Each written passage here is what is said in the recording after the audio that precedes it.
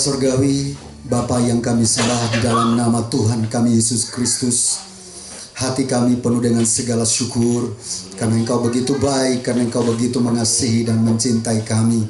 Terima kasih Bapa buat saat ini Tuhan, kasih setiamu nyata sekali dalam hidup kami.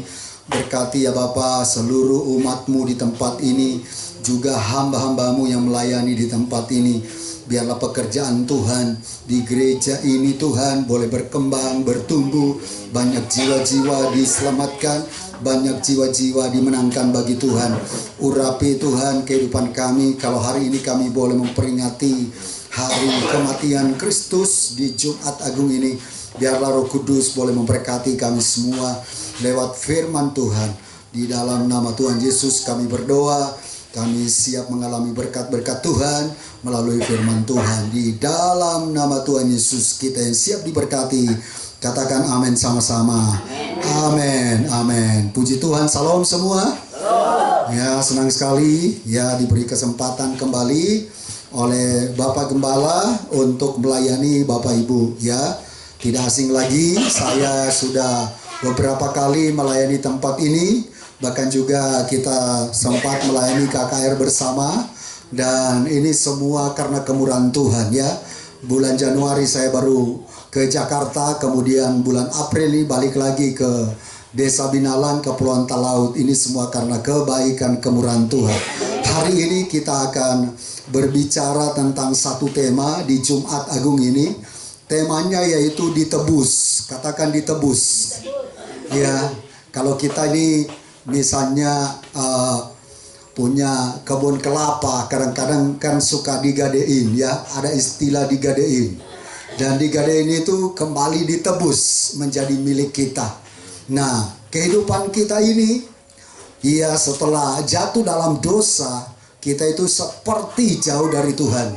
Tapi dengan pengorbanan Tuhan, maka Tuhan tebus kembali kita dari kutuk, dari dosa dan noda. Dan hari ini kita akan melihat kebenaran Tuhan. Dan biarlah kebenaran firman Tuhan hari ini boleh menjadi berkat buat jemaat tempat ini, dan juga menjadi berkat buat kita semua. Nah, ada satu cerita yang luar biasa. Cerita ini yaitu dua orang remaja. Jadi dua orang remaja yang berteman. Dan singkat cerita, mereka itu punya kebiasaan yang kurang baik. Kenapa? Yang satu adalah remaja anak orang kaya, dan yang satu remaja anak seorang ibu janda yang miskin. Nah, tetapi mereka ini berdua itu suka main judi. Jadi singkat cerita, mereka main judi, kemudian mereka tertangkap oleh aparat keamanan. Dan saat itu apa yang terjadi? Waktu ditangkap, beberapa hari kemudian anak orang kaya sudah dilepaskan. Kenapa?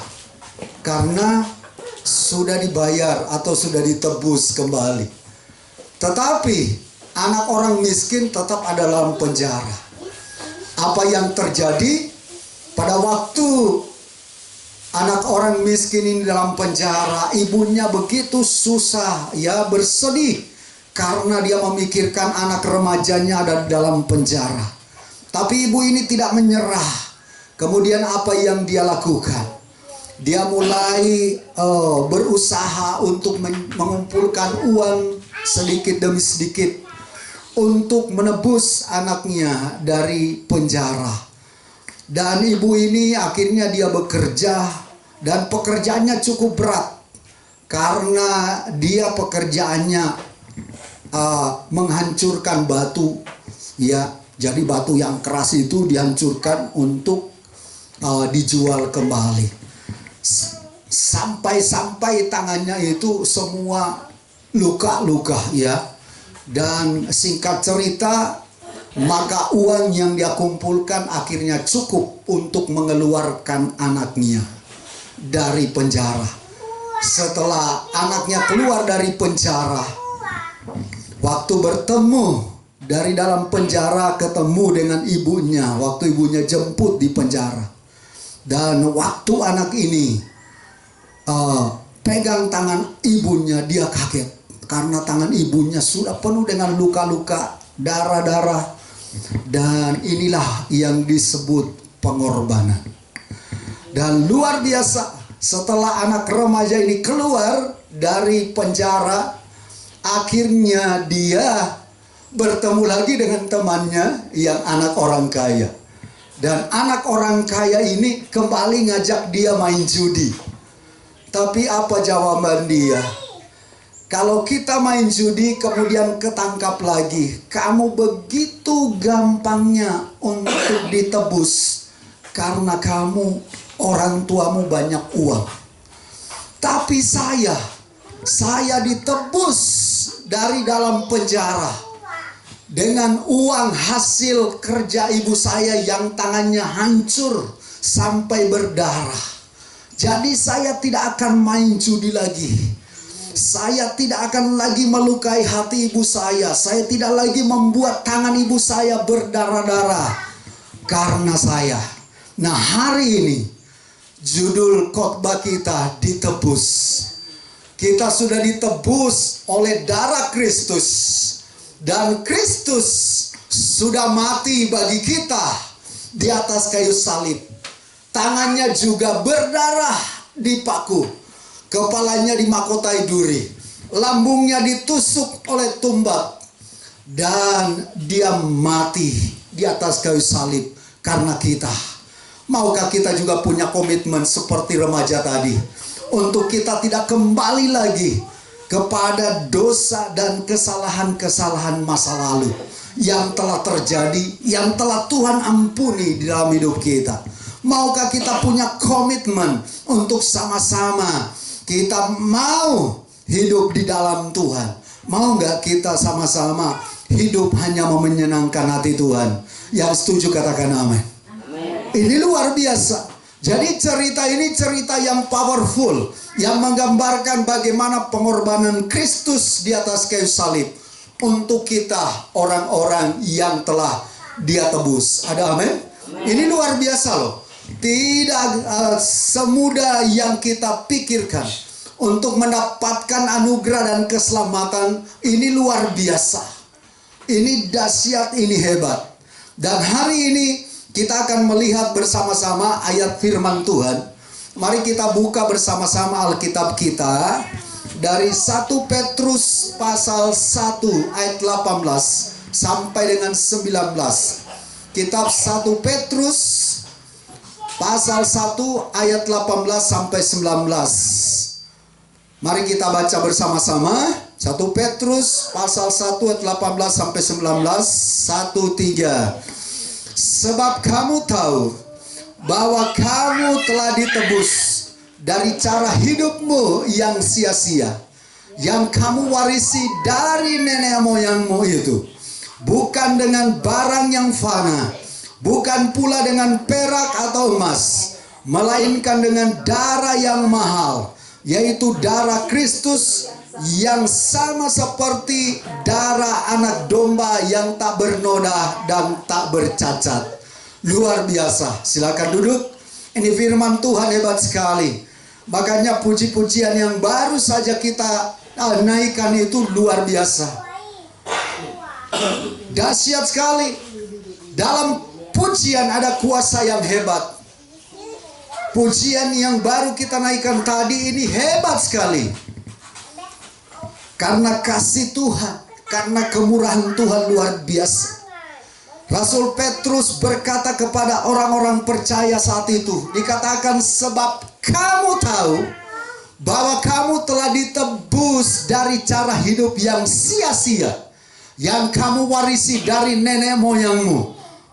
Nenek moyangmu itu bukan dengan apa? Barang yang fana, bukan pula dengan perak atau emas, melainkan dengan darah yang mahal, yaitu darah Kristus, yang sama seperti darah anak domba yang tak bernoda dan tak bercacat. Dua hal penting yang kita pelajari hari ini bicara tentang ditebus. Yang pertama, di ayat yang telah kita baca. Yang pertama, kita ditebus dari cara hidup yang sia-sia. Katakan sia-sia. Wah, apa itu hidup sia-sia? Nah, kita lihat ayatnya ini dikatakan, sebab kamu tahu bahwa kamu telah ditebus dari cara hidup yang sia-sia yang kamu warisi dari nenek moyangmu. Saya ingat waktu masih kecil, ayah saya, orang tua saya sudah Kristen, masuk gereja. Tapi saya ingat waktu saya masih kecil, dan kami, kakak-kakak kami, adik-adik kami, selalu ayah saya panggil tunaa atau dukun dari Tabang. Dan kita mulai lihat dukunnya mulai keluarkan batu-batu hitam dan ada piring putih. Ya, Pak Gembala ini dari Tabang, jangan tersinggungnya. Ini real yang terjadi dan ini memang yang saya alami. Ya, dan mulai dikeluarkan batu-batu hitam apa segala macam. Kemudian mulai dibaca-bacain dan kita juga lihat batunya bergerak-gerak. Kemudian airnya diambil, masukkan gelas dan mulai dikasih minum kepada kita. Kadang juga oles di kepala, dibasahin di kepala kita. Nah, saya mau beritahukan, ini adalah warisan hidup yang sia-sia, hidup nenek-nenek moyang kita yang hanya bergantung kepada ilmu-ilmu perdukunan. Dan hari ini kita mau berubah. Rasul Petrus ingatkan kepada mereka, itu salah satu contoh saja, ya, yaitu penyembahan-penyembahan berhala, penyembahan-penyembahan nenek moyang. Dan ini dahsyat sekali. Ya, kadang-kadang kalau dulu anak-anak dari kampung mau masuk tentara, kadang-kadang mereka pakai yang namanya istilah mamudu, ya, diikat di badan untuk apa? Hari ini firman Allah, di saat Tuhan kita peringati Jumat Agung ini, kita mau beritahukan kepada kita semua bahwa kita telah ditebus dari cara hidup yang sia-sia. Ada amin? Jadi tidak lagi kita percaya dengan kehidupan yang sia-sia. Semalam kapan tuh kakak saya juga cerita, rupanya kakak saya ini dulu banyak obat juga ya, banyak ilmu. Tapi saya bersyukur dia sudah memberikan hidupnya kepada Tuhan dan hari ini sudah bebas. Luar biasa. Jadi kehidupan yang sia-sia, kehidupan yang luar biasa, kehidupan yang tidak menyenangkan hati Tuhan, kehidupan yang membuat kita jauh dari Tuhan. Rupanya kalau kita lihat kehidupan yang sia-sia itu sudah sejak zaman dahulu.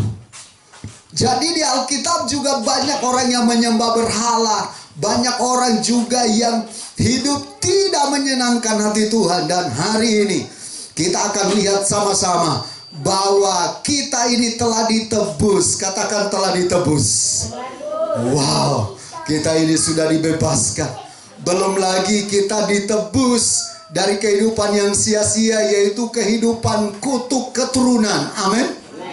Alkitab mengatakan bahwa kita ini terikat dengan kutuk keturunan 4-7 turunan. Jadi kalau opa saya berarti opa saya, papa saya, opa, baru 3 susu. Nah ini sampai 7 berarti ada 4 ke atas lagi di opa saya. Kalau yang 4 di atas opa saya itu dukun, atau misalnya hidupnya tidak benar, maka kehidupan ini itu masih terikat. Jadi kita ini sebenarnya hidup di dalam kesia-siaan. Tetapi puji Tuhan, Tuhan luar biasa. Dia rela mati, dia mau disalibkan. Untuk apa? Untuk membebaskan kita dari kehidupan yang sia-sia. Amin. Kutuk keturunan. Mungkin kita sudah susah payah banting tulang untuk bekerja, menanam kelapa, menanam cengkeh, menanam apa saja, tapi hasilnya nihil. Miskin tetap miskin. Inilah bicara kutuk dan kutuk hidup yang sia-sia ini. Tuhan sudah tebus sehingga kita hari ini bisa mengalami kasih karunia Tuhan. Ada amin? Ya, kita bersyukur ya. Harga kopra lagi tinggi ya. Yang punya kopra, haleluya. Yang tidak punya kopra juga, haleluya juga. Amin.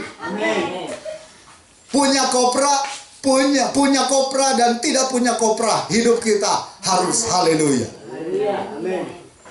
Kenapa? Karena kita sudah ditebus dari kehidupan yang sia-sia. Kita tidak mau lagi mensia-siakan hidup kita. Kehidupan yang sia-sia hari-hari ini banyak dijalanin oleh setiap orang. Ada banyak anak-anak muda hidup sia-sia.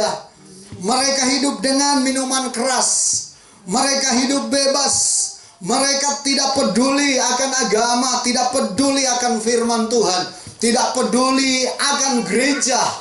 Inilah kehidupan yang sia-sia. Tapi Rasul Petrus ingatkan bahwa kehidupan yang sia-sia itu Tuhan telah tebus kalau kita mau. Amin. Kalau kita tidak mau, bagaimana Tuhan mau tebus? Kalau kita mau sembunyiin dosa kita, kita nggak mau minta ampun sama Tuhan, ya Tuhan tidak bisa mengampuni juga. Jadi kehidupan yang sia-sia ini harus dibuang. Amin. Ini penting. Kemudian sekarang lagi heboh di masa pandemi. Ada banyak orang nggak mau divaksin misalnya. Kenapa? Kalau divaksin bisa jadi zombie.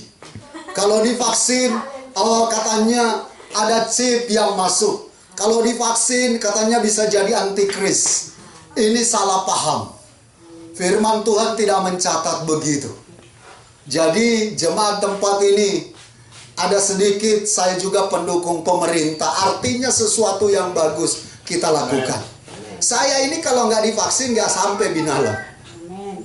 Pak Pendeta juga. Kenapa? Karena di perjalanan semua akan diperiksa. Jadi kalau memang kita tidak mau, ya udah tinggal di kampung saja. Nggak boleh kemana-mana. Dan tidak ada salahnya. Karena itu akan menambah kekebalan tubuh kita. Bukan cairan antikris yang masuk. Itu salah, konsep yang salah. Jadi kasih tahu keluarga kita, ayo berikan dirimu. Selain kita sudah diselamatkan oleh Tuhan, secara medis nggak ada yang salah. Coba panggil hamba Tuhan yang suka menentang tentang vaksin. Saya akan berani untuk memberitahukan. Mana dasar Alkitabnya? Gak ada. Jadi kehidupan yang sia-sia, kehidupan kadang-kadang ada orang yang ngarang-ngarang. Adalah kalau udah divaksin katanya tumbuh kuku, tumbuh Dracula. Itu semua hoax. Dan itu kehidupan yang sia-sia. Ayo kita memiliki kehidupan yang luar biasa. Gereja ini harus menjadi contoh. Jemaatnya harus jadi contoh. Amin. Di dalam Tuhan. Jangan sampai jemaat di tempat ini tidak menjadi contoh yang baik. Harus menjadi contoh yang baik. Bapak Gembala, Ibu Gembala sudah datang jauh-jauh untuk datang melayani. Ayo dukung sama-sama. Bergandengan tangan. Karena Mazmur 133 ayat 1 sampai 3. Kalau di gereja ini hidup rukun bersama, Tuhan akan perintahkan berkat-berkat. Ada amin? Yang menentukan bukan karena besarnya jumlah jemaat, tapi bagaimana ada hadirat Tuhan di dalam ibadah. Amin. Bagaimana kehidupannya mendengar firman Tuhan itu bisa diubahkan. Jadi berpuluh-puluh tahun kita khotbahkan hidupnya nggak berubah-berubah. Ya minum tambah mabuk lagi. Nah ini firman ada kuasanya nggak ada. Tapi sudah dibutakan. Jadi luar biasa. Mari kita mau berubah. kita telah ditebus dari cara hidup yang sia-sia.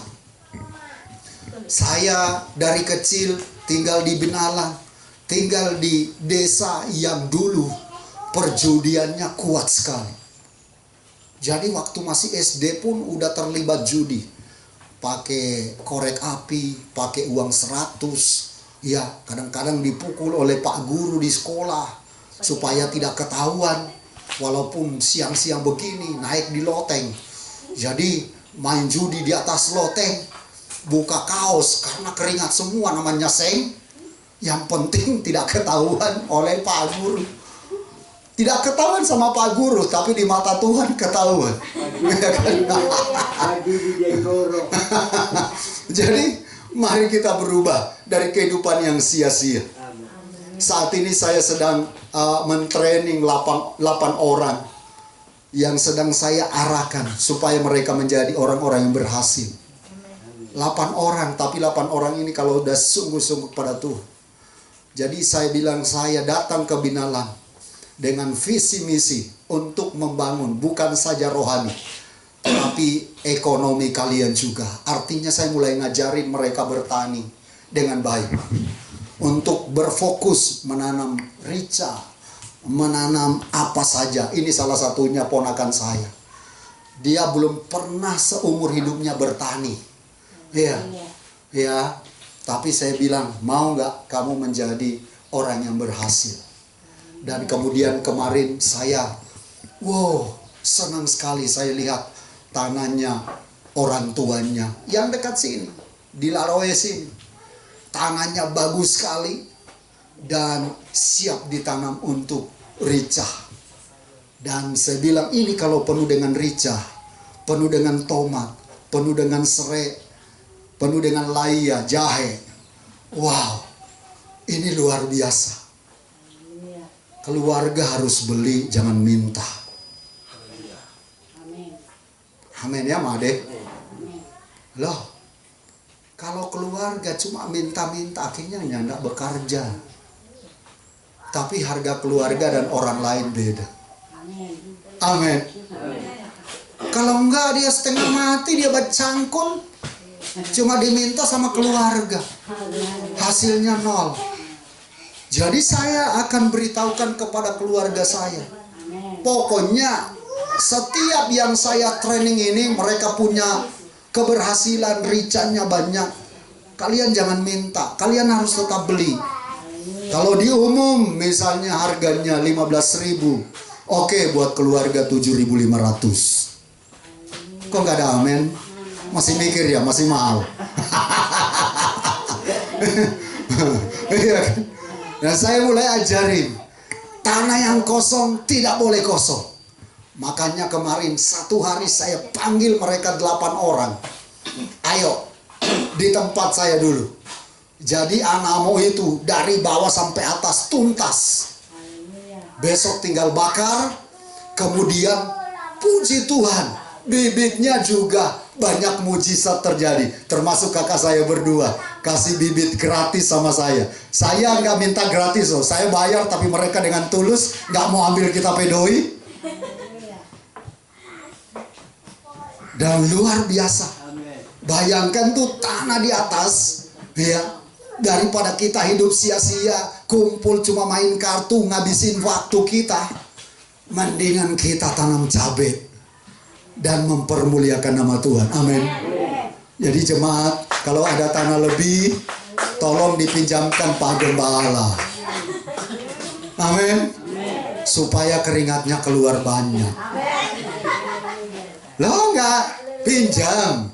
Tapi kalau Roh Kudus bekerja dengan kencangnya, menyerahkannya juga, tidak pernah sia-sia kita memberkati hamba Tuhan. Amin. Amin. Pak Pendeta nggak pernah kasih pesan sama saya. Ini ngalir saja. Ada amin? Nggak pernah sia-sia memberi tanah buat gereja, memberkati hamba Tuhan, nggak pernah sia-sia. Ini penting. Jadi yang berkelebihan itu di dalam kitab Kisah Para Rasul.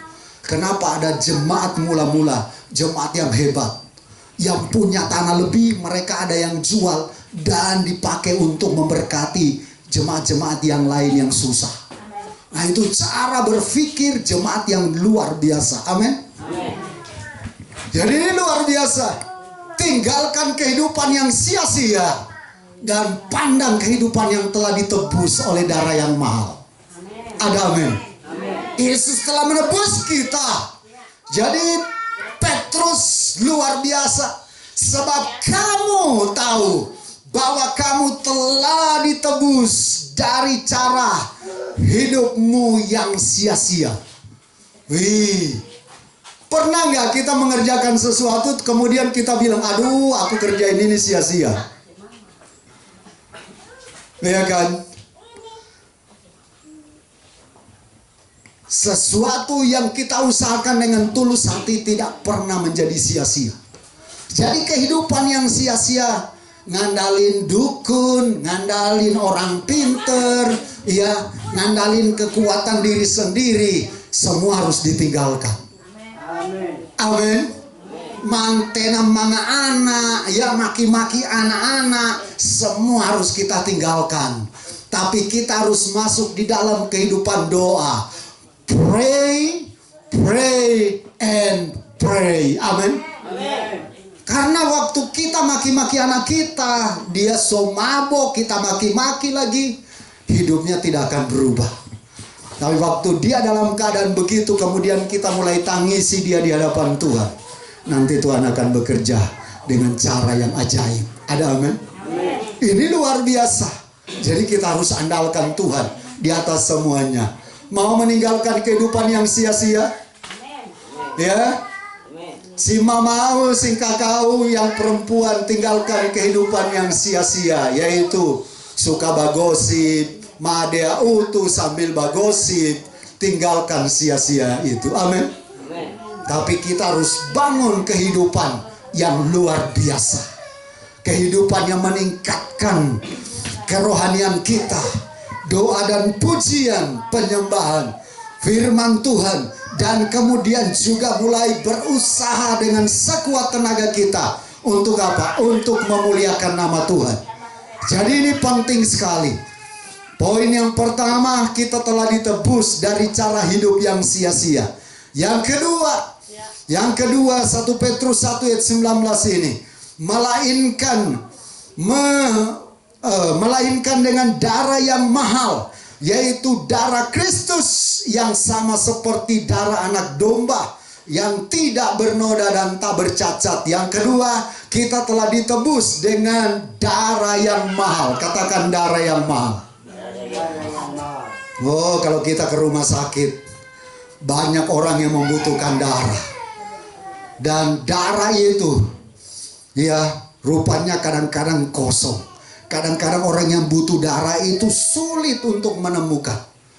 Dan kita telah mendapatkan yang namanya darah Kristus. Kita telah ditebus dengan darah yang mahal oleh darah Kristus. Ini luar biasa. Jadi kita harus hargain, amin, kematian Kristus di atas kayu salib. Karena dia telah memberikan segenap hidupnya. Dan dia telah mengorbankan seluruh hidupnya bagi kemuliaan nama Tuhan. Ini luar biasa. Jadi kalau Tuhan sudah selamatkan kita, mari kita hargai semuanya itu. Karena darahnya yang mengucur, menetes itu telah menyucikan kita dari kutuk, dari dosa dan noda. Jadi kita harus hargai semuanya itu, amin.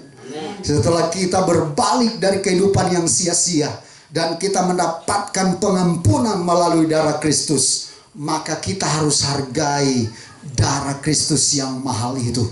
Ya, jangan balik lagi ke dosa yang sama. Jangan kembali lagi dengan kehidupan yang penuh dengan kekecewaan, kehidupan yang penuh dengan kemarahan, penuh dengan kebencian, rebutan warisan, kata-kata kotor dan segala macam. Semua yang salah-salah kita tinggalkan. Karena kita telah ditebus dengan darah yang mahal. Yang setuju katakan amin. Luar biasa. Tuhan sudah tebus kita. Dan dengan darah. Tuhan tidak tebus kita dengan uang. Tuhan tidak tebus kita dengan harta. Tapi dia tebus kita dengan kehidupannya, dengan darahnya yang mahal, darahnya yang suci. Kalau darah manusia ini yang biasa, darah yang masih berdosa, darah binatang-binatang juga tidak terlalu berharga.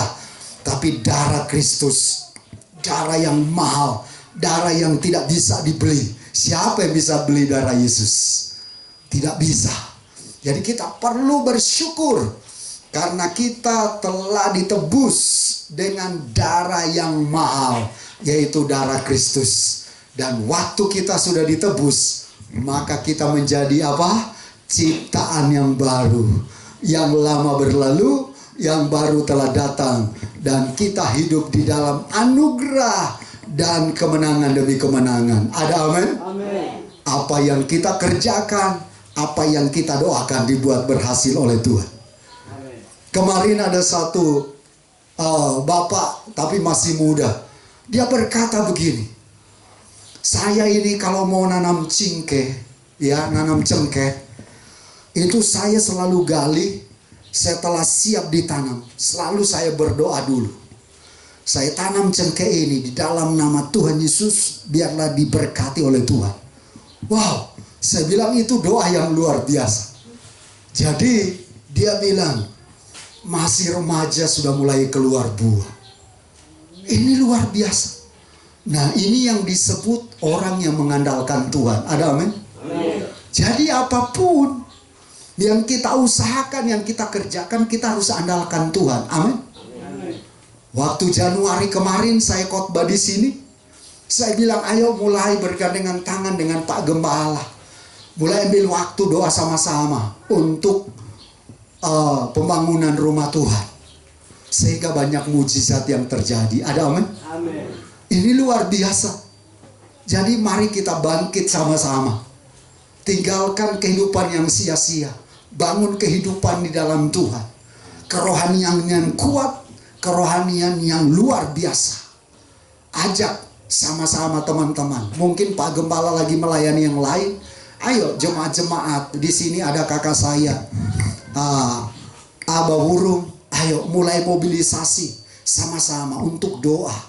Ya, saya juga lihat di media sosial, wow, mulai kerja bakti untuk pembangunan di belakang. Ini sesuatu yang luar biasa. Semua yang kita lakukan untuk Tuhan tidak pernah sia-sia. Amin. Sekecil apapun, waktu ke pantai, bawa karung, pulang, ambil setengah atau sedikit pasir, antar ke sini, baru pulang ke rumah.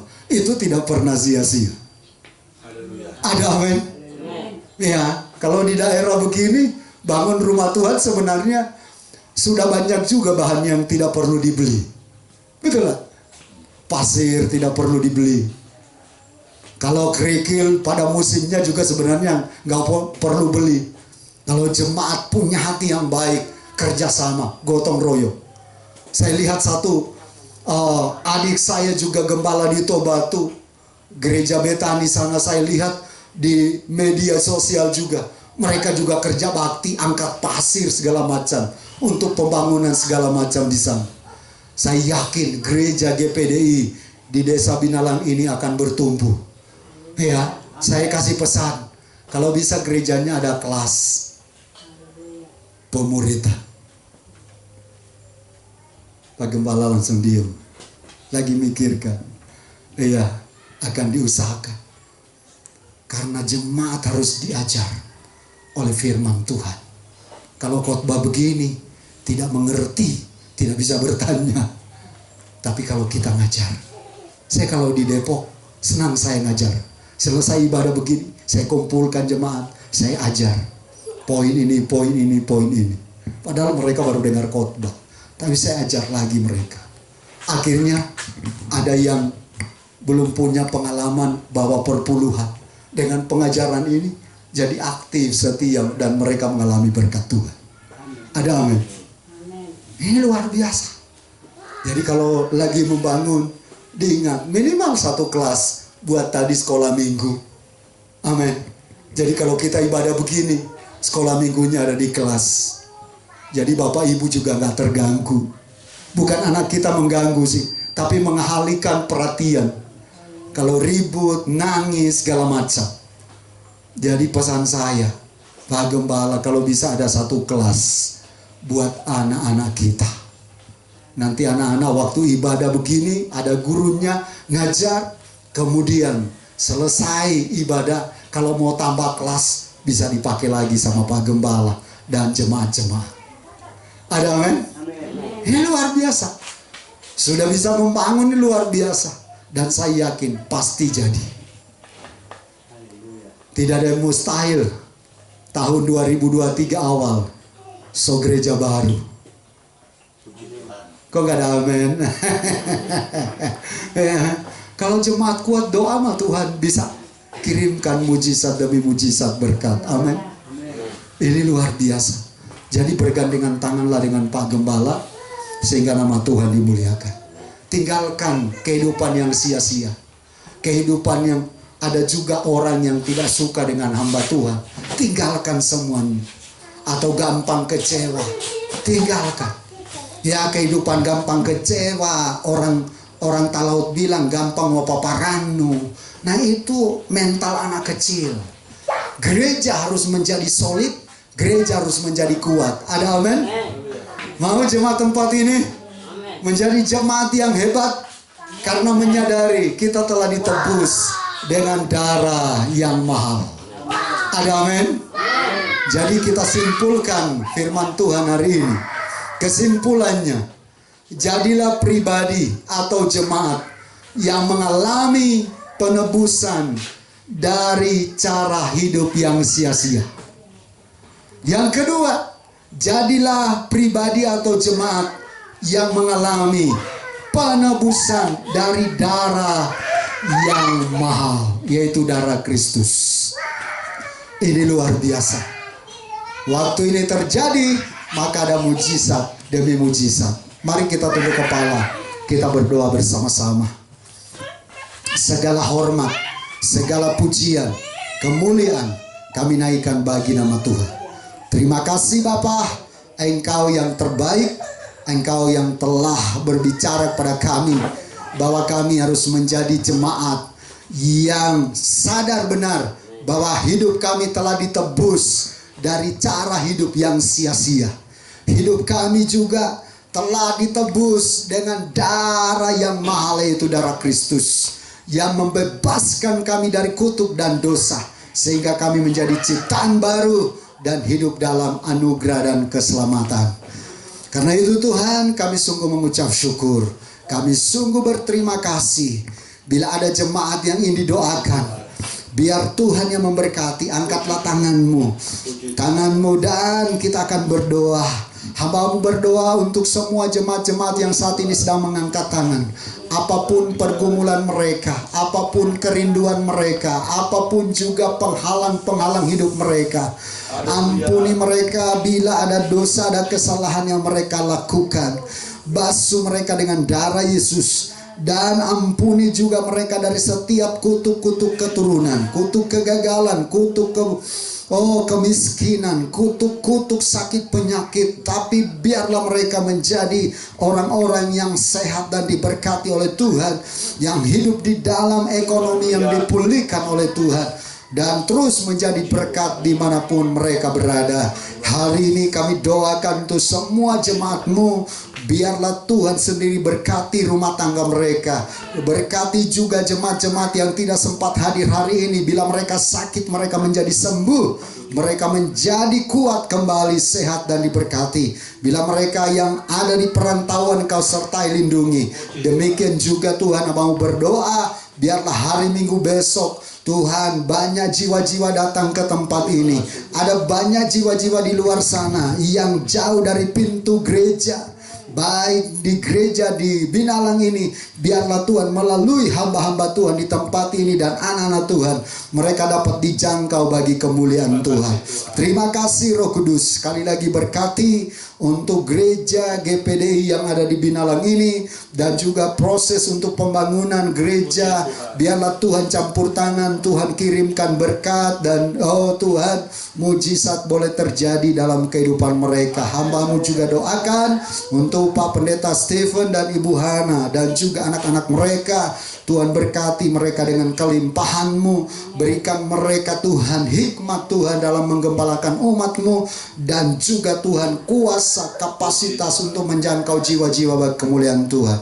Terima kasih Bapa, hormat pujian kemuliaan kami naikkan bagi Tuhan. Dan juga kami terus doakan adik-adik kami Tuhan, untuk Sabdi Lahea, untuk Melki Lahea, untuk Saldi Lahea.